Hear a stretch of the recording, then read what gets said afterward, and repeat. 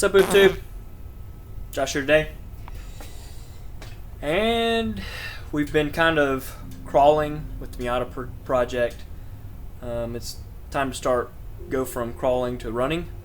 So my goal for this now is to do 2 videos a week on this thing. So that's going to be a pretty daunting task, and some of the stuff that I put in the video might not be worth it to watch, and if that's the case, you can fast forward it. Seems like most people only watch about a minute of my video anyways, so it really doesn't matter. This is more for me being able to come back later on in life and look at the kind of stuff that I did. So yeah, so today I'm gonna work on building a square for the patch that I did, that I cut out for the oil pedestal on the motor, and I'm going to reinstall the steering rack stuff, and I'm probably going to swap over all of the suspension A-arms and all that stuff over onto this subframe versus the one that's over there. So with that, let me get you guys set up so that you can kind of see my process for building a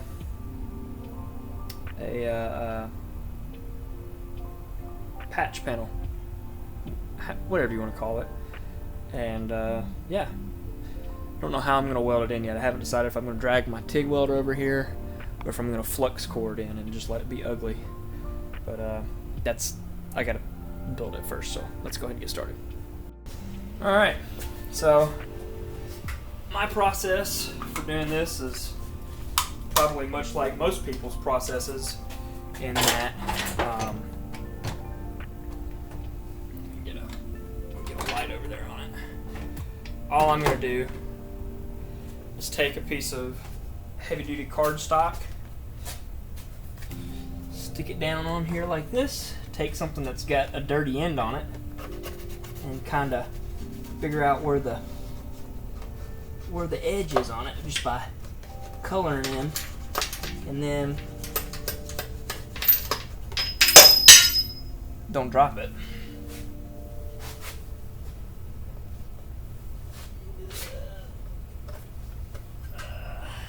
Shit, now I gotta line my thing back up. Anyways.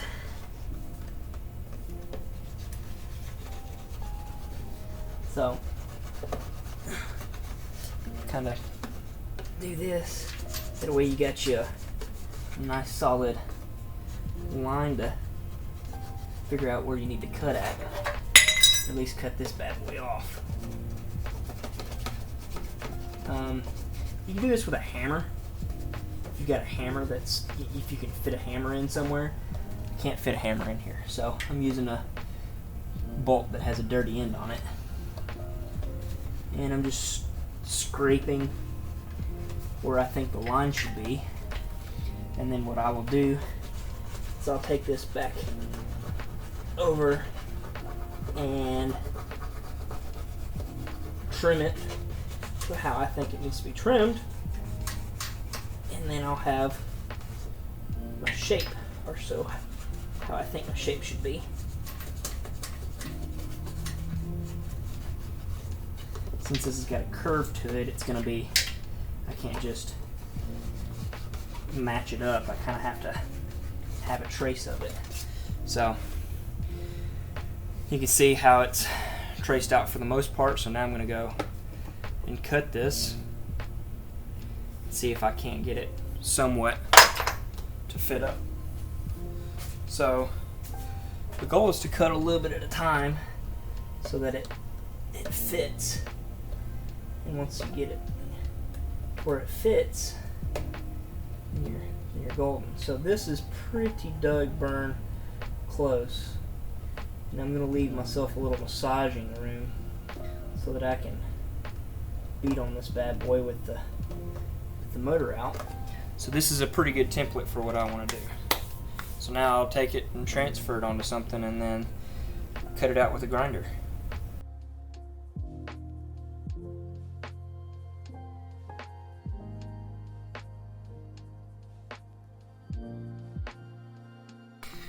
Alright, so got this bad boy all cut out. Now we need to test fit it and see if it works with where it's supposed to be. Yeah, so should be pretty close. I will have to whack it to bend it up, but that will take up all the excess that it has. So that looks pretty good. So I'm gonna go bend it real quick and see if we can't get this closer. Here, I think it's more like this maybe. Overall, or is it more like this overall? No, definitely the other way. So what I will end up doing is I will pull the motor back out, which is heartbreaking because it's kind of a pain in the butt to get it in and out of there, but shouldn't be too bad. So I'm going to pull the motor and then kind of tack weld it and beat it so that it fits into that pocket better, and then once it's in that pocket nice, I'll burn it in. Alright, so let me get the motor out and then we'll go from there.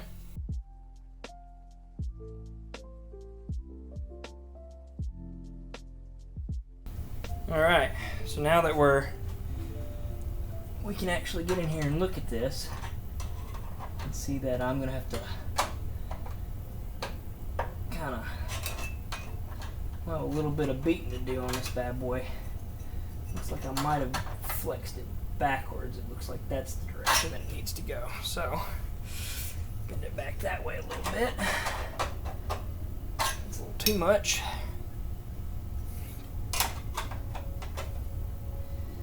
That's a little bit better fit. Needs to round that corner a little bit there too. All right. So let me go grab a small hammer.